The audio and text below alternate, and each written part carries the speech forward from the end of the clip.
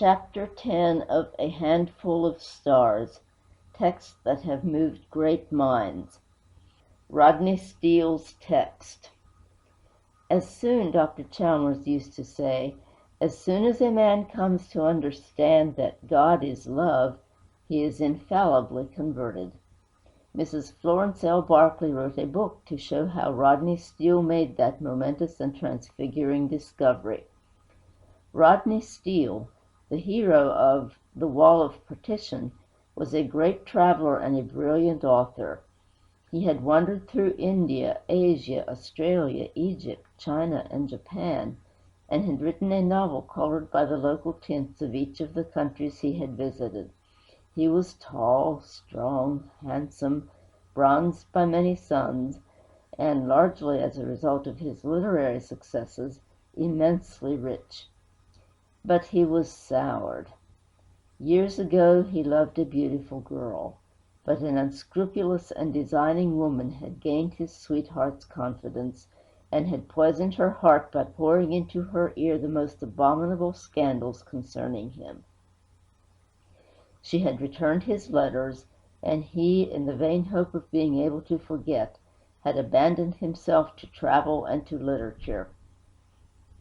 But on whatever seas he sailed and on whatever shores he wandered, he nursed in his heart a dreadful hate, a hate of the woman who had so cruelly intervened.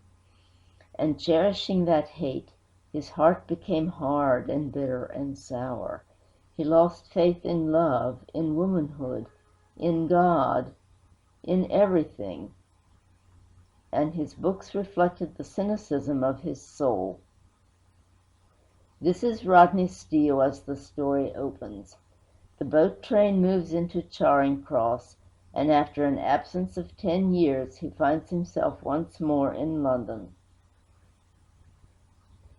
Many years ago, when our grandmothers were girls, they devoted their spare moments to the making of bookmarkers, and on the marker, in colored silk, they embroidered the letters, God is Love. Dr. Handfull, Bishop of Durham, made effective use of such a bookmarker when he visited West Stanley immediately after the terrible colliery disaster there. He motored up to the scene of the catastrophe and addressed the crowd at the pit's mouth. Many of those present were the relatives of the entombed miners. "It is very difficult," he said, "for us to understand why God would let such an awful disaster happen. But we know Him, and trust in Him, and all will be right.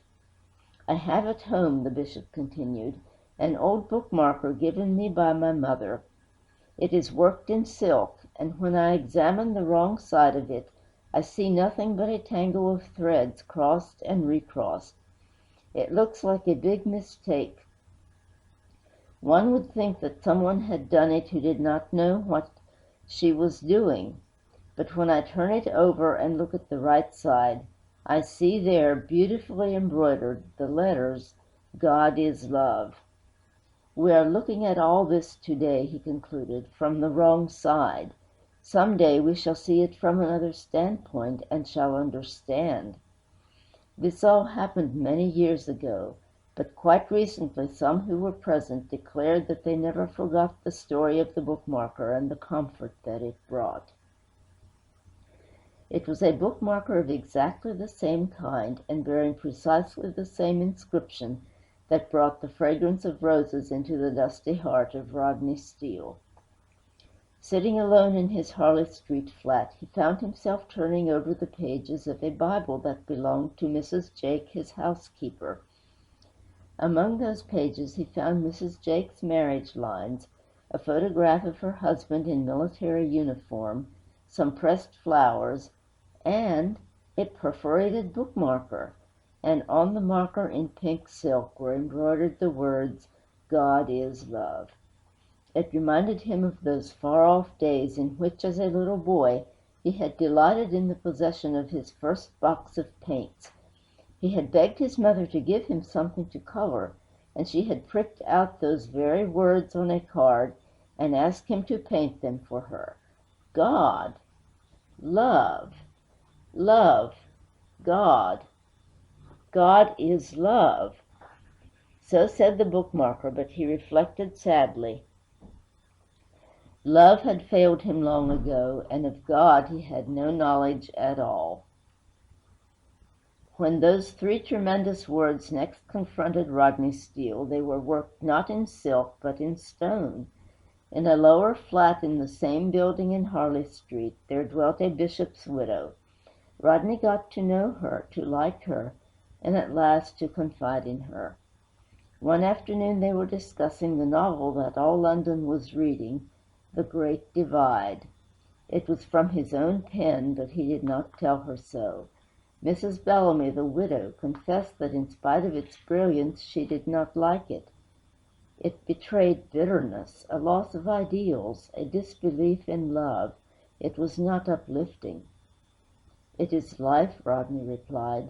"Life tends to make a man lose faith in love." But Mrs. Bellamy would not hear of it. "May I tell you," she asked, "the bishop's way of meeting all difficulties, sorrows, and perplexities?" "Do tell me," said Rodney. He met them with three little words, each of one syllable. Yet that sentence holds the truth of greatest import to our poor world, and its right understanding readjusts our entire outlook upon life, and should affect all our dealings with our fellow men. God is love. In our first home, a country parish in Surrey, three precious children were born to us: Griselda, Irene, and little Lancelot. Scarlet fever and diphtheria broke out in the village, a terrible epidemic, causing grief and anxiety in many homes. We were almost worn out with helping our poor people, nursing, consoling, encouraging. Then, just as the epidemic appeared to be abating, it reached our own home. Our darlings were stricken suddenly. Mr. Steele, we lost all three in a fortnight. My little Lancy was the last to go. When he died in my arms, I felt I could bear no more. My husband led me out into the garden. It was a soft, sweet summer night. He took me in his arms and stood long in silence, looking up at the quiet stars, while I sobbed upon his breast. At last he said, "My wife, there is one rope to which we must cling steadfastly in order to keep our heads above water amid these overwhelming waves of sorrow. It has three golden strands. It will not fail us. God is love." The nursery was empty. There was no more patter of little feet. No children's merry voices shouted about the house. The three little graves in the churchyard bore the names Griselda, Irene, and Lancelot, and on each we put the text, spelled out by the initials of our darlings' names, God is love. And in our own heart life we experienced the great calm and peace of a faith which had come through the deepest depths of sorrow. We were sustained by the certainty of the love of God. Rodney Steele was deeply touched and impressed. Here was one who had known sorrow and had been sweetened by it. In her there was no trace of bitterness. "I don't know," he said to himself as he came away. "I don't know as to the truth of the bishop's text. But anyway, the bishop's widow is love. She lives what she believes, and that certainly makes a belief worth having. God is love. He had seen it worked in silk. God is love. He had seen it inscribed 3 times in stone. God is love. He had seen it translated into actual life. God is love. He was almost persuaded to believe it. God is. It is the oldest question in the universe and the greatest. It has been asked 1,000,000 times, and it would not have been altogether strange had we never discovered an answer. In Mr. H. G. Wells' story of the men who invaded the moon, he describes a conversation between the travelers and the Grand Lunar. The Grand Lunar asks them many questions about the earth which they are unable to answer. "What!" he exclaims, "knowing so little of the earth, do you attempt to explore the moon? We men know little enough of ourselves. It would have been no cause for astonishment had we been unable to define God. Men lost themselves for ages in guesswork. They looked round about them. They saw how grandly a million worlds revolve, and they noticed how exquisitely the mighty forces of the earth are governed. Then they made their guess. God is power, they said. God is power. Then, peering a little more deeply into the heart of things, they saw that all these terrific forces are not only controlled, but harnessed to high ends. All things are working. They are working together. They are working together for good. And thereupon men made their second guess. God is wisdom, they said. God is wisdom. Then, observing things still more closely, men began to see great ethical principles underlying the laws of the universe. In the long run, evil suffers, and in the long run, right is rewarded. God is justice, they said. God is justice. And so men made their guesses, and as they guessed, they built. They erected temples, now to the God of power, then to the God of wisdom, and again to the God of justice. They had yet to learn that they were worshiping the part and not the whole. They were worshiping the rays and not the light itself. Then Jesus came, and men understood. By his words and his deeds, by his life and his death, he revealed the whole truth. God is power and wisdom and justice, but he is more. In a European churchyard there stands a monument erected by a poet to his wife. It bears the inscription, "She was," but words are wanting to say what. Think what a wife should be, and she was that. God is what? He is, but words are wanting to say what. Think what a God should be, and he is that. Jesus filled in the age-long blank. He filled it in, not in cold language, but in warm life. Many attempts have been made to translate his definition from the terms of life into the terms of language. Only once have those attempts been even approximately successful. The words on the perforated bookmarker represent the best answer that human speech has ever given to the question. God is what? God is love. Rodney Steele met the girl again, ripened now into the full glory of womanhood, from whom he had been so cruelly separated. He felt that it was too late to right the earlier wrong, and in any case his life was too embittered to offer her now. But he rejoiced in her friendship, and one day opened his heart to her. "Madge," he said, "I am furious with fate. Life is chaos. Shall I tell you of what it reminds me? When I was last in Florence, I was invited to the dress rehearsal of Figli de Re. I took my seat in the stalls of the huge, empty opera house. The members of the orchestra were all in their places. Pandemonium reigned.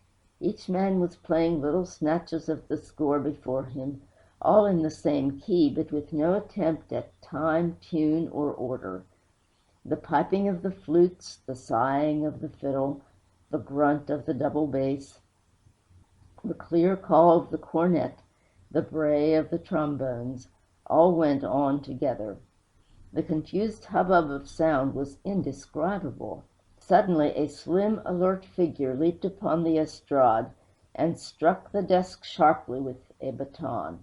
It was the maestro. There was instant silence.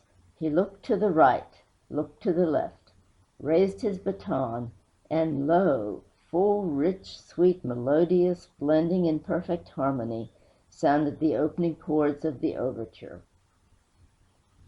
Rodney likened the jangling discords to the confusion of his own life. There was in his soul a disappointed love, an implacable hate, and a medley of other discords. "You are waiting for the maestro, Roddy," said Madge. "His baton will reduce chaos to order with a measure of 3 beats." 3 beats? Yes, 3 almighty beats, God is love. He shook his head. I left off pricking texts when I was 5, and gave up painting when I was 9. It is not what you do to the texts, Rodney. It is what the texts do to you. He left her, and soon after left London. Yes, he left her and he left London, but he could not leave the text. It confronted him once more. He had taken refuge in a little fishing village on the east coast. Up on the cliffs among the cornfields, flecked with their crimson poppies, he came upon a quaint old church. He stepped inside. In the porch was a painting of an old ruin, ivy-covered, useless, and desolate, standing out, jagged and roofless, against a purple sky.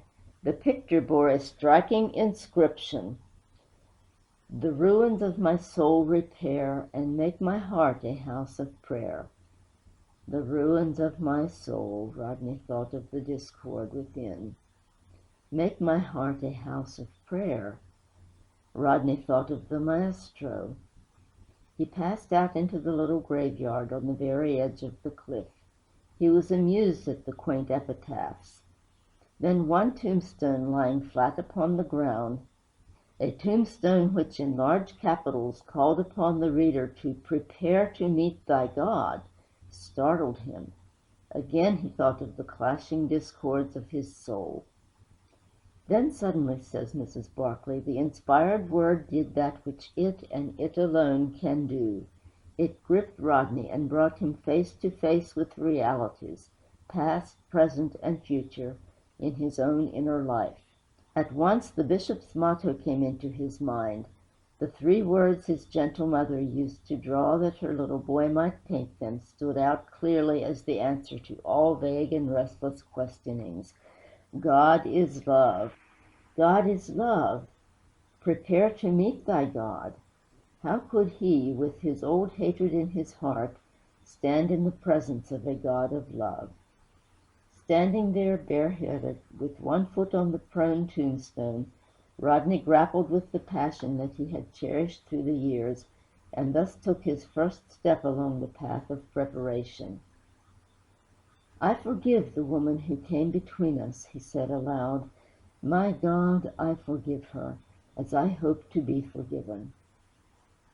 As soon as a man comes to understand that God is love, said Dr. Chalmers, he is infallibly converted.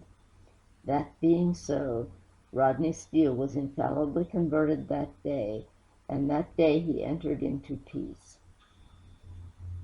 When Robert Louis Stevenson settled at Samoa, the islands were ablaze with tumult and strife, and during those years of bitterness, Stevenson did his utmost to bring the painful struggle to an end. He visited the chiefs in prison, lavished his kindness upon the islanders, and made himself the friend of all. In the course of time, the natives became devotedly attached to the frail and delicate foreigner, who looked as though the first gust of wind would blow him away. His health required that he should live away on the hilltop, and they pitied him as he painfully toiled up the stony slope. To show their affection for him, they built a road right up to his house in order to make the steep ascent more easy, and they called that road Alaloto Alofa, the road to the loving heart. They felt, as they toiled at their labor of gratitude, that they were not only conferring a boon on the white man, but that they were making a beaten path from their own doors to the heart that loved them all. God is love, and it is the glory of the everlasting gospel that it points the way by which the Father's wayward sons, in whichever of the far countries they may have wandered, may find a way back to the Father's house and home to the loving heart. End of chapter 10.